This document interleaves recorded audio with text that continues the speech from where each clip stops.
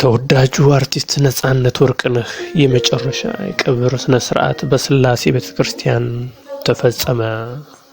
እንደሱ በሌላ ቤተክርስቲያን እንደነበረ ሲሆን ግን ወዳጅ ዘመዶቹ ወደ ስላሴ ቤተክርስቲያን እንዲሆን አድርገውታል።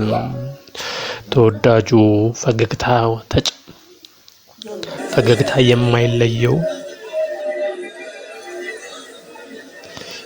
በቤተሰብ ጨዋታ የምናውቀው በፍሬሽማን የምናውቀው በማስታወቂያ ባለሙያነቱ የምናውቀው በሳቂታነቱ የምናውቀው በድንገተኛ ጨዋታነቱ የምናውቀው ነጻነት አለፈ። ኢትዮጵያ አንድ ሰው አጣች። ቀና ብለን ቴሌቪዥን ባየን ቁጥር የምንደሰትበት ከህፃናት እስከ አዋቂ የምንደመምበት ነጻነት ወርቅነህ አለፈ። ኢትዮጵያ በተለይም በኪነ ጥበብ ውስጥ አንድ ሰው አጣለች።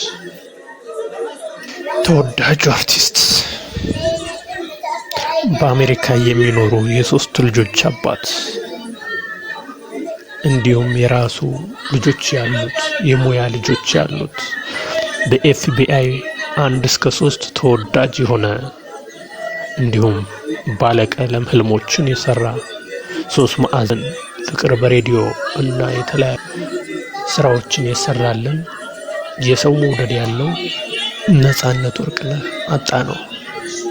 የመጀመሪያው የፍሬሽማን ቲያትር ብሎ የጀመረው ነጻነት ወርቅነህ አጣ ነው። ምንስ ማድረግ ይገባናል? ለልጆቹ አደራ ያለው ልጆቼ አደራ እንዳለ በተለያየ ሚዲያዎች ተዘግቧል።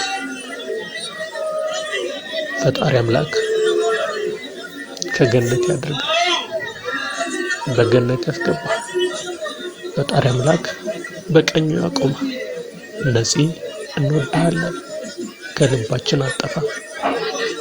በኢትዮጵያ የኪነ ጥበብ ስራ ውስጥ አንድ ሰው አጥተናል። ሳናስበው ብዙዎቹ አልፈዋል። ብዙዎቹ አርቲስቶች አልፈዋል ሳናስበው። የዛሬው ግን ልዩ ነው። እንደሰማነው ለስራ ልብሱን ለባብሶ ሊወጣ እንደተዘጋጀ ነበር።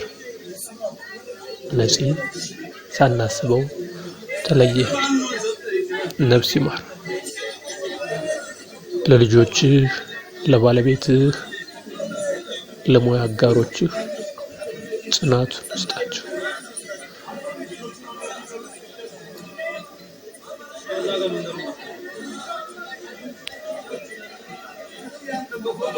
ሁሌም እናስብሃለን ነፂ። በቅርቡ ደግሞ በማስታወቂያ ባለሙያ ሆነ በኮንስትራክሽን የአምባሳደርነት ማዕረግ አግኝቶ ነበር።